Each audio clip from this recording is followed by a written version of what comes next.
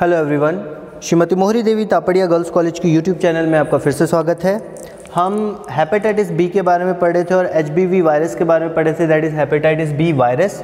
तो ये किस तरह से कॉज करता है, क्या मेथडोलॉजी होती है, उसके बारे में हमने थोड़ा सा डिस्कस किया था, बट इसको थोड़ा डिटेल में हम आज डिस्कस करेंगे कि क्या लाइफ साइकिल है इस हेपेटाइटिस बी वायरस की हमारे शरीर के अंदर, होस्ट के अंदर ये किस तरह से रेप्लिकेट करता है। उसके बारे में अगर अपन बात करें तो यहाँ पे चूँकि हमें पता है कि लिवर सेल्स को ये अफेक्ट करता है, हमें ये भी पता है कि लिवर सेल्स को अफेक्ट करता है, तो सबसे पहले जब ये वायरस एंटर करता है, हम बात कर रहे हैं एचबीवी के बारे में, हेपेटाइटिस बी वायरस। तो एचबीवी जैसे ही एंटर करता है तो वो सबसे पहले अटैच होता है लिवर सेल से, ठीक है, और लिवर मेम्ब्रेन से। HBV attaches to the host। अब जो होस्ट है उससे अटैच होता है, दैट मीन्स कि होस्ट के सेल मेम्ब्रेन से या फिर लिवर सेल मेम्ब्रेन से, लिवर सेल मेम्ब्रेन। तो होस्ट के लिवर के सेल मेम्ब्रेन से ये अटैच होता है और अटैच होने के बाद एंडोसाइटोसिस के द्वारा, मतलब जब वो लिवर सेल एंडोसाइटोसिस करेगा उसके थ्रू ये जो वायरस है उस सेल के अंदर जाएगा। तो through endocytosis it get inside the host cell. Endocytosis की मदद से ये जो वायरस है ये होस्ट सेल के, होस्ट लिवर सेल के अंदर जाने में मतलब कामयाब हो जाएगा, होस्ट लिवर सेल के अंदर चला जाएगा। अब जब वायरस अंदर पहुंच गया है, सेल के अंदर पहुंच गया है, तो ज़रूरत है इसको रेप्लिकेट करने की, क्योंकि इसका मेन मकसद क्या है, इसका मेन मकसद या किसी भी वायरस का लिविंग होस्ट के अंदर जाने का मेन मकसद यही होता है कि वो रेप्लिकेट करना चाहता है, फंक्शन करना, अपने यहाँ जो संख्या है वो बढ़ाना चाहता है। तो उसके बारे में अगर अपन देखें तो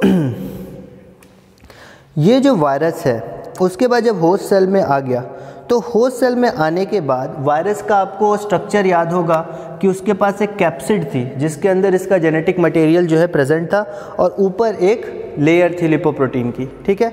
तो एक कैप्सिड और एक प्रोटीन की लेयर थी। तो उसके बाद जब वायरस अंदर एंटर करेगा और न्यूक्लियस के पास जाएगा सेल के, तो वो जो कैप्सिड है वो तो साइटोप्लाज्म में ही रह जाएगा, पर जो इनका जेनेटिक मटेरियल है वो इंसर्ट कर दिया जाएगा न्यूक्लियोप्लाज्म के अंदर।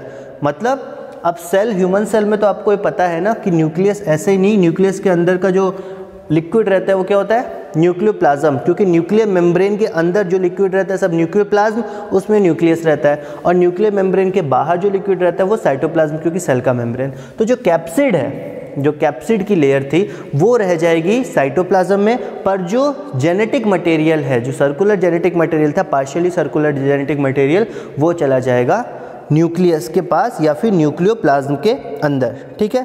अब उसके बाद ये जो जेनेटिक मटेरियल है वायरस का, जो कि एक रिलैक्स्ड सर्कुलर जेनेटिक मटेरियल है, वायरस जेनेटिक मटेरियल जो है वो एक रिलैक्स्ड सर्कुलर जेनेटिक मटेरियल है, वो कन्वर्ट हो जाएगा किसके अकॉर्डिंग, ये कन्वर्ट होगा CCC DNA में। अब ये CCC DNA जो है covalently closed circular DNA, covalently closed circular DNA, इसमें कन्वर्ट क्यों हुआ? बेसिकली वायरस क्या चाहता है, वायरस चाहता है कि एक शरीर में एंट्री करे एक पर्टिकुलर सेल में, और एंट्री करने के बाद उस सेल की जो मशीनरी है, उस सेल के जितनी भी साधन है उसका इस्तेमाल करके खुद को रेप्लिकेट किया जाए। तो सेल के साधन को यूज़ करने के लिए सेल के जैसा बनना पड़ेगा। सेल के साधनों का इस्तेमाल करने के लिए सबसे पहले उसे सेल की तरह बनना पड़ेगा। तो जो पार्शियली डबल स्ट्रैंडेड DNA था उसको फुल्ली डबल स्ट्रैंडेड DNA में कन्वर्ट किया, CCC DNA में कन्वर्ट किया गया। तो आपके पास रिलैक्स्ड DNA था, अब उसको कॉम्प्लेक्सिटी में कन्वर्ट किया गया, थोड़ा कॉम्प्लेक्स बनाया गया और डीएनए में कन्वर्ट किया गया। डीएनए लाइगेज एंजाइम होता है, उसकी मदद से यहाँ पे लाइगेज एंजाइम आता है जो कि इस डीएनए को जोड़ता है, जहाँ जहाँ से ये टूटा हुआ रहता है ना वहाँ से जोड़ के इसको कॉम्पैक्ट स्ट्रक्चर में कन्वर्ट करता है। उसके बाद अगर अपन बात करें ये जो CCC DNA है ना, ये होस्ट सेल में जाके टेम्पलेट का काम करता है। क्या काम करता है? Act as template. मतलब अब ये आ गया वायरस का DNA। ये क्या है? Virus genetic material. और होस्ट के पास न्यूक्लियस के अंदर इसको डाल दिया गया। वहाँ पे जो होस्ट सेल का जेनेटिक मटेरियल है न्यूक्लियर प्लाज्म के अंदर, वो भी प्रेजेंट है। ठीक है, तो CCC DNA प्रेजेंट है और होस्ट सेल का न्यूक्लियर प्लाज्म होस्ट सेल का भी DNA प्रेजेंट है। जब रेप्लिकेशन स्टार्ट होगा तो ये DNA जो है वो टेम्पलेट का काम करेगा वायरस के लिए। मतलब ये DNA जो है वो लीडिंग स्ट्रैंड होगा। ये DNA एक तरह से लीडिंग स्ट्रैंड का काम करेगा और इसके ऊपर नया जो टेम्पलेट है वो चढ़ता जाएगा और उसके बाद एक और स्ट्रैंड बनना स्टार्ट होगा। तो ये DNA टेम्पलेट स्टैंड की तरह काम करेगा, not leading, it's act as a template stand, क्योंकि नया जो फॉर्मेशन होगा DNA का, जो नया स्ट्रैंड बनेगा वो उसी के अनुसार बनेगा। ये DNA है, इसकी कुछ भी सीक्वेंसिंग हो सकती है, XYZ सीक्वेंसिंग है, इसके ऊपर सेम कॉम्प्लीमेंट्री सीक्वेंसिंग जो बेस पेयर है वो आएगी और DNA का यह नया DNA बनेगा जो कि वायरल कैरेक्टर लेके बनेगा। ठीक है, जो पहले से बना हुआ है टेम्पलेट DNA उसके ऊपर उसी के जैसा उसका कॉम्प्लीमेंट्री, एग्जैक्ट उसके जैसा उसका कॉम्प्लीमेंट्री जो है वो बनेगा। तो ये क्या है? टेम्पलेट, और ये क्या है? कॉम्प्लीमेंट्री। ठीक है, एक हो गया टेम्पलेट और दूसरा हो गया कॉम्प्लीमेंट्री। उसके बाद अगर अपन बात करें कि जो न्यूक्लियोकैप्सिड जुड़ा बाहर छोड़ दिया गया था साइटोप्लाज्म में, वायरस ने क्या किया था कि जो कैप्सिड है वो साइटोप्लाज्म में छोड़ दिया था और जो जेनेटिक मटेरियल है वो न्यूक्लियस में भेज दिया था। तो जो साइटोप्लाज्म में कैप्सिड छोड़ दिया गया है वो क्या करेगा? जो कोर प्रोटीन्स है, मैंने एक चीज बताई थी कि कोर प्रोटीन्स थे कुछ, और वो अप्रोक्स 180 थे।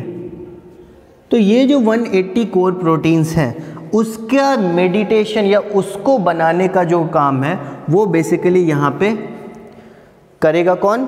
कैप्सिड, जो कि बाहर छूटा हुआ है। क्या करेगा? कोर प्रोटीन्स को एक्यूमुलेट करने का काम करेगा। ठीक है, एक जगह एकत्रित करने का या जमा करने का काम करेगा ये कैप्सिड।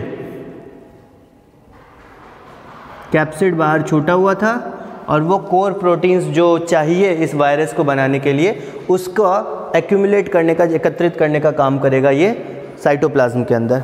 उसके बाद अगर अपन बात करें, ये जो CCC DNA है, ये जो CCC DNA है अब टेम्पलेट बन गया, इसके ऊपर सिंथेसिस हो गया, जो कॉम्प्लीमेंट्री स्टैंड है उसका भी सिंथेसिस हो गया। अब ये फॉर्म करेगा एक और प्रीजीनोमिक RNA। ये क्या फॉर्म करेगा? फॉर्म्स प्रीजीनोमिक RNA का, और मेथड क्या होगा? ट्रांसक्रिप्शन, क्योंकि DNA से जब RNA बनता है तो वो मेथड क्या होता है? ट्रांसक्रिप्शन। तो ये CCC DNA प्रीजीनोमिक RNA का सिंथेसिस करेगा। ये RNA बन गया। अब RNA बनने का क्या मतलब है कि ये RNA फर्दर क्या करेगा? प्रोटीन सिंथेसिस करेगा। ये RNA क्या करेगा? प्रोटीन सिंथेसिस करेगा। दिस RNA will synthesize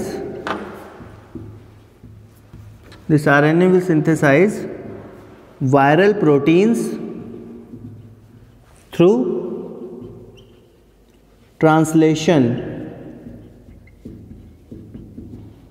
ये जो RNA है ये प्रोटीन सिंथेसिस करेगा, जो प्रोटीन वायरस के लिए इंपॉर्टेंट है। तो वायरस प्रोटीन की सिंथेसिस करेगा ट्रांसलेशन के द्वारा। ठीक, सबसे पहले CCC DNA रेप्लिकेशन के द्वारा बना, उसके बाद CCC DNA से ट्रांसक्रिप्शन के द्वारा प्रीजीनोमिक RNA बना, फिर प्रीजीनोमिक RNA से प्रोटीन्स बनेंगे जो कि वायरस को बनाने में हेल्पफुल होते हैं, तो वो ट्रांसलेशन के थ्रू बनेंगे। ठीक है, उसके बाद अगर अपन बात करें यहाँ पे तो इन सीसीसी डीएनए से बहुत सारे क्या कहते हैं जो प्रीजीनोमिक आरएनए बने, उसके बाद प्रोटीन जो बन गए, ये प्रोटीन एकत्रित करके ही कैप्सिड बनाते हैं। क्योंकि कैप्सिड क्या होता है, कैप्सिड प्रोटीन की ही एक कवरिंग लेयर होती है, एक थिक कवरिंग लेयर प्रोटीन की। तो ये जो कोर प्रोटीन से ये मिलके कैप्सिड बनाते हैं पूरा। तो जब कैप्सिड बन गया साइटोसोल के अंदर, ये जो कैप्सिड था, तो ये साइटोसोल के अंदर फिर से ये कैप्सिड बन गया, बहुत थिक सा कैप्सिड सारे प्रोटीन से मिलके ये यहाँ पे बना हुआ है। तो साइटोसोल के अंदर कैप्सिड बन गया और इसके अंदर ऑलरेडी एक जो आरएनए है वो प्रेजेंट है। क्योंकि डीएनए से जब आरएनए बनेगा तो डबल स्ट्रैंड, यहाँ भी आरएनए के दो अलग अलग स्ट्रैंड आएंगे। तो एक आरएनए का स्ट्रैंड जो है वो यहाँ पे अवेलेबल है। तो ये जो आरएनए का स्ट्रैंड है ये फर्दर करेगा, ये क्या है, आरएनए का स्ट्रैंड है, प्रीजीनोमिक आरएनए का स्ट्रैंड है। ये कौन सा है, प्रीजीनोमिक आरएनए का स्ट्रैंड है। तो ये क्या करेगा, इसके ऊपर फर्दर होगा रिवर्स ट्रांसक्रिप्शन। हमने पहले भी पढ़ा था कि ये जो वायरसेस होते हैं रिवर्स ट्रांसक्रिप्शन रेट्रो वायरसेस होते हैं। तो ये जो है रेट्रो वायरस का फंक्शन परफॉर्म करेगा और इस आरएनए को रिवर्स ट्रांसक्रिप्टेज एंजाइम के द्वारा वापस डीएनए में कन्वर्ट कर देगा। इस आरएनए को क्या करेगा, रिवर्स ट्रांसक्रिप्टेज एंजाइम के द्वारा वापस से डीएनए में कन्वर्ट कर देगा। ठीक है, और उसके बाद जब डीएनए यहाँ पे बन जाएगा, जब यहाँ पे डीएनए बन गया तो डीएनए बनने के बाद वापस से वो जो डीएनए है वो सिंथेसिस होगा और नया स्ट्रैंड में कन्वर्ट होगा या नया स्ट्रैंड उसके ऊपर सिंथेसाइज होगा। ठीक है, अब इसके आगे अगर अपन बात करें, यहाँ पे अगर ये रिवर्स ट्रांसक्रिप्शन द्वारा आरएनए बना और आरएनए से जब डीएनए यहाँ पे बनेगा तो डीएनए के बाद एक और इसी के टेम्पलेट के अकॉर्डिंग सिंथेसिस होगी और सिंथेसिस होने के बाद एक और स्ट्रैंड बन जाएगा। तो डबल स्ट्रैंडेड डीएनए यहाँ पे कंप्लीट हो जाएगा। इस तरह से ये जो है पूरा लाइफ साइकिल चलता रहता है होस्ट सेल के अंदर। होस्ट सेल के अंदर ये आने के बाद अपना प्रोटीन बनाते हैं, अपने सबसे पहले तो डीएनए को आरएनए में कन्वर्ट करते हैं थ्रू ट्रांसक्रिप्शन। और या तो सबसे पहला पॉइंट तो ये होता है कि अपने जेनेटिक मटेरियल को अंदर डालें ताकि इनका डीएनए रेप्लिकेट हो पाए। उसके बाद ट्रांसक्रिप्शन के थ्रू जो भी आरएनए पॉलीमरेज एंजाइम है होस्ट का यूज़ करते हैं, वो इनके पास खुद का नहीं रहता, होस्ट का आरएनए पॉलीमरेज एंजाइम यूज़ करते हैं ताकि अपने डीएनए को आरएनए में कन्वर्ट कर सके और फिर उस आरएनए को रिवर्स ट्रांसक्रिप्शन के द्वारा ये डीएनए में कन्वर्ट वापस से कर लेते हैं और इनका जेनेटिक मटेरियल इनके पास वापस आ जाता है। तो ये इस तरह से इनकी जो लाइफ साइकिल है रेट्रो HBV वायरस की या हेपेटाइटिस बी वायरस की वो चलती रहती है होस्ट के अंदर। तो इस तरह से इनकी जो पूरी की पूरी लाइफ साइकिल चलती है हमारे शरीर में और ये बीमारी कॉज करते हैं। क्योंकि शरीर में अगर लंबे समय तक रहे, इसी तरह से रेप्लिकेट करते रहे तो ये शरीर को इन्फेक्ट करते जाएंगे और हमारी होस्ट मशीनरी को पूरी तरह से कैप्चर कर लेंगे।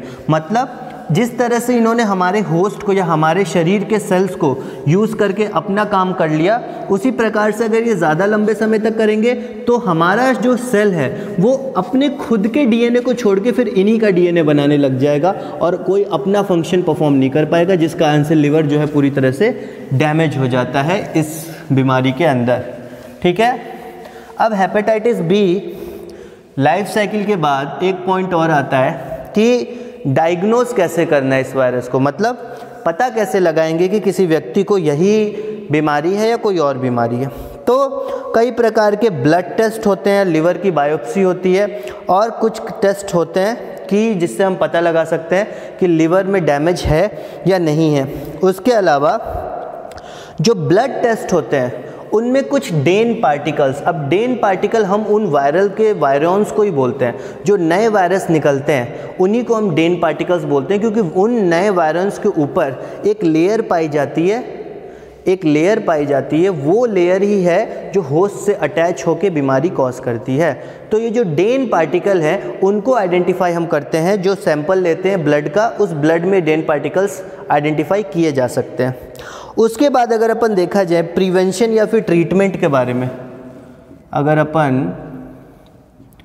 प्रिवेंशन या फिर ट्रीटमेंट की बात करें तो इस बीमारी में अगर ये एक्यूट है, मतलब अगर एक काफ़ी आगे के फेज़ पे जा चुका है ये बीमारी, तब तो एक तरह से कोई स्पेसिफिक ट्रीटमेंट नहीं है। बट अगर क्रोनिक फेज़ में है, chronic phase in the sense कि लंबे समय तक अगर चलता जा रहा है, ये लंबे समय तक ये बीमारी है, किसी को बार बार ये बीमारी हो रही है, तो कई प्रकार के ट्रीटमेंट है किया जा सकता है कि एंटीवायरल ड्रग्स इनको दिए जा सकते हैं। एंटीवायरल ड्रग्स या एंटीवायरल मेडिसिन्स दी जा सकती है।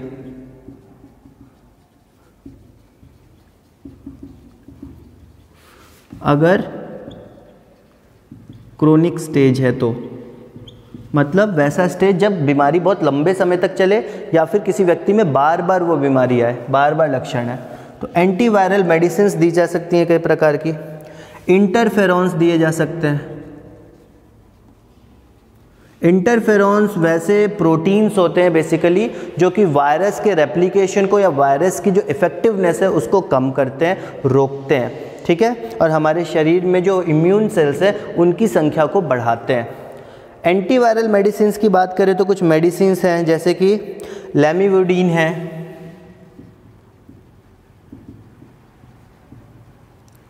एंटीवायरल मेडिसिन्स की अगर अपन बात कर रहे हैं तो लैमिवुडीन है, फिर एडिफोविर है।